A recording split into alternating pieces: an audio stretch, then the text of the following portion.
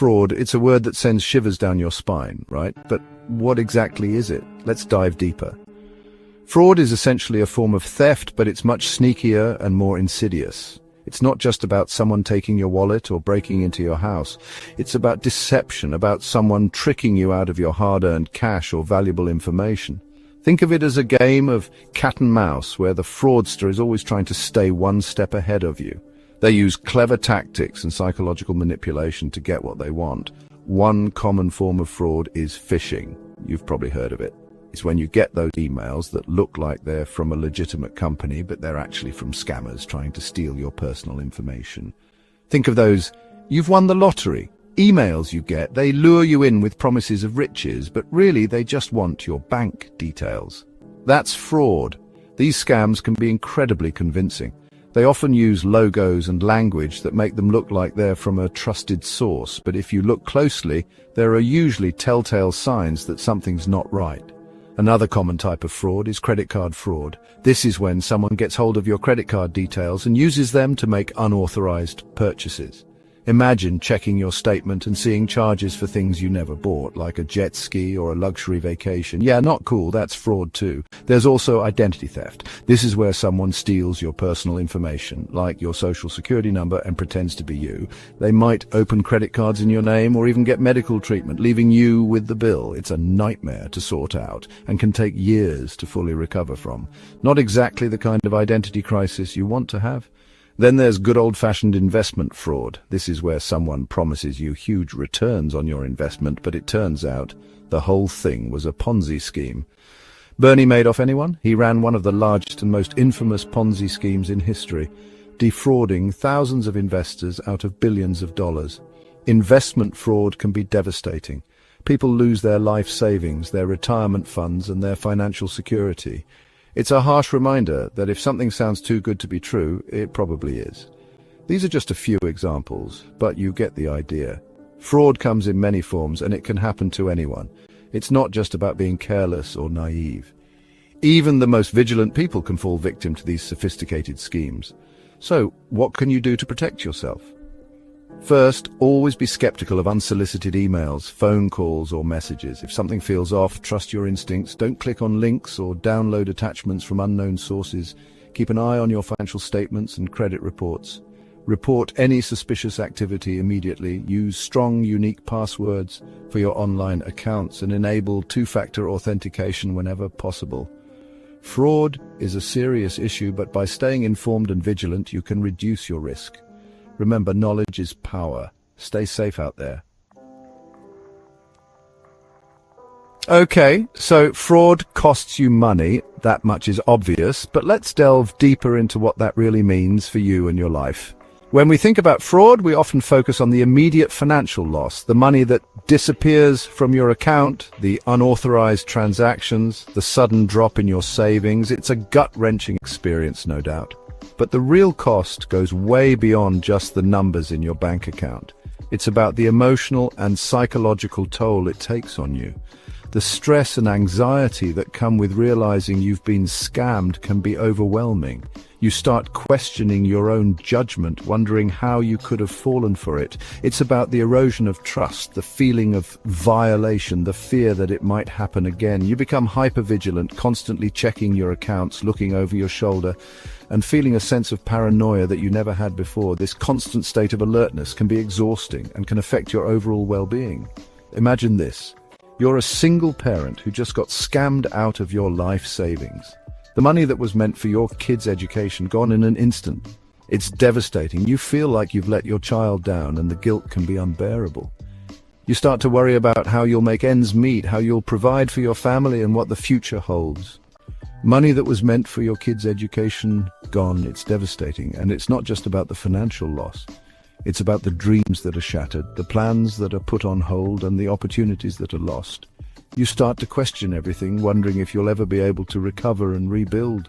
And it's not just about the financial loss. It's about the shattered dreams, the lost sense of security, the fear of facing the future. You feel like the rug has been pulled out from under you and you're left trying to pick up the pieces. The sense of security you once had is gone and you're left feeling vulnerable and exposed. It's about the shattered dreams, the lost sense of security, the fear of facing the future.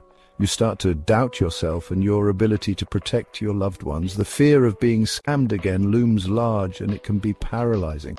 You might find yourself withdrawing from social situations, avoiding interactions, and isolating yourself from others. Fraud can also damage relationships. The stress and anxiety can spill over into your personal life, causing tension and conflict with those around you. You might start doubting people you thought you could trust, questioning their motives and intentions. This can lead to a breakdown in communication and a loss of connection with your loved ones. You might start doubting people you thought you could trust. The sense of betrayal can be profound, and it can take a long time to rebuild that trust. You might find yourself becoming more guarded, more suspicious, and less willing to open up to others. This can create a sense of isolation and loneliness, making it even harder to cope with the aftermath of fraud. You might withdraw from social situations, feeling vulnerable and exposed. The fear of being judged or misunderstood can be overwhelming, and you might find it easier to just stay away from others. This can lead to a sense of isolation and loneliness, making it even harder to cope with the emotional fallout of fraud. It's like a ripple effect, spreading outwards and affecting every aspect of your life. The impact of fraud can be far-reaching, touching every part of your life and leaving a lasting mark. It's not just about the money. It's about the emotional and psychological toll it takes on you and those around you. And it's not just individuals who suffer. Businesses, both big and small, can be crippled by fraud. The financial losses can be devastating, leading to bankruptcy, job losses, and a loss of faith in the entire system. The ripple effect can be felt throughout the economy, affecting everyone from employees to customers. Businesses, both big and small, can be crippled by fraud. It can lead to bankruptcy, job losses, and a loss of faith in the entire system. The impact can be far-reaching, affecting not just the business owners, but also their employees, customers, and the wider community. The loss of a business can have a ripple effect, leading to a loss of jobs, a decrease in consumer confidence, and a negative impact on the local economy. It can lead to bankruptcy, job losses, and a loss of faith in the entire system. Fraud leaves a mark. It's a wound that takes time to heal, and the scars can last a lifetime. The emotional and psychological impact can be just as devastating as the financial loss, and it can take a long time to recover and rebuild. It's a wound that takes time to heal. The journey to recovery can be long and difficult, but it's important to remember that you're not alone. There are resources and support available to help you through this challenging time. It's important to reach out for help, to talk to someone you trust, and to take steps to protect yourself and your loved ones from future fraud. Remember, it's more than just money. It's about your peace of mind, your sense of security, and your overall well-being. Now, you might be thinking, what kind of person does this? What drives someone to deceive and exploit others for their own gain? Who would steal from others like that?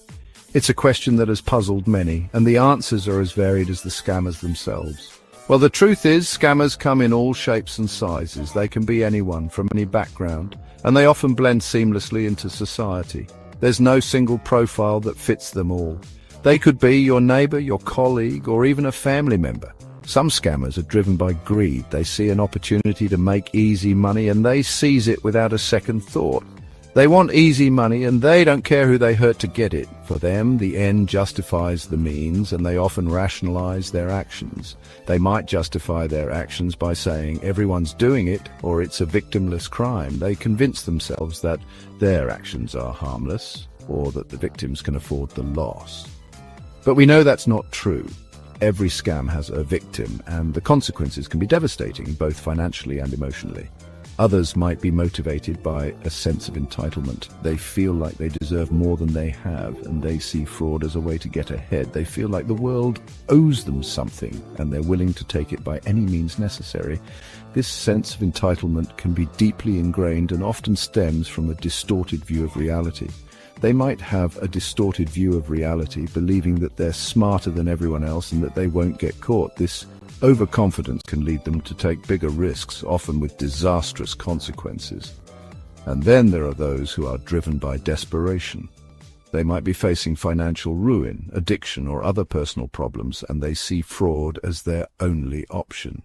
They might be facing financial ruin, addiction, or other personal problems, and they see fraud as their only option. Desperation can cloud judgment and lead people to make choices they wouldn't normally consider.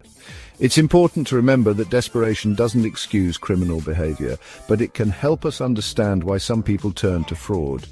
Understanding these motivations can help us develop better prevention and intervention strategies.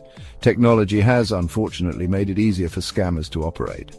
The internet provides a vast, anonymous playground for those looking to exploit others. With just a few clicks, they can reach millions of potential victims around the world. Social media, email, and other online platforms have become tools for deception. They can hide behind fake identities, making them harder to track down. This anonymity emboldens them, allowing them to operate with a sense of impunity. The impact of their actions can be far-reaching, affecting not just the immediate victims, but also their families, friends, and even entire communities. Law enforcement agencies are constantly working to catch these criminals. But it's a challenging task. The ever-evolving nature of technology means that scammers are always finding new ways to exploit vulnerabilities. Education and awareness are key in the fight against fraud. By understanding the tactics scammers use and staying vigilant, we can protect ourselves and others from falling victim. It's also important to support those who have been affected by scams. Providing resources and assistance can help them recover and prevent further victimization. Together, we can create a safer, more informed community. By understanding the psychology of scammers and taking proactive steps, we can reduce the impact of fraud and protect those we care about. Speaking of technology, it's a bit of a double-edged sword when it comes to fraud. On the one hand, it's made it easier for scammers to operate, as we just discussed, but on the other hand, technology is also our best weapon in the fight against fraud. Think about it. Banks and other financial institutions are using sophisticated algorithms to detect fraudulent transactions in real time. They're constantly analyzing data, looking for patterns and anomalies that might indicate fraud. Law enforcement agencies are also using technology to track down scammers, gather evidence, and bring them to justice. They're using facial recognition software, data analysis tools, and other high-tech gadgets to stay one step ahead of the bad guys.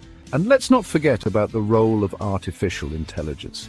AI-powered systems are being used to identify and prevent fraud before it even happens. They can learn from past data, adapt to new trends, and flag suspicious activity with incredible accuracy.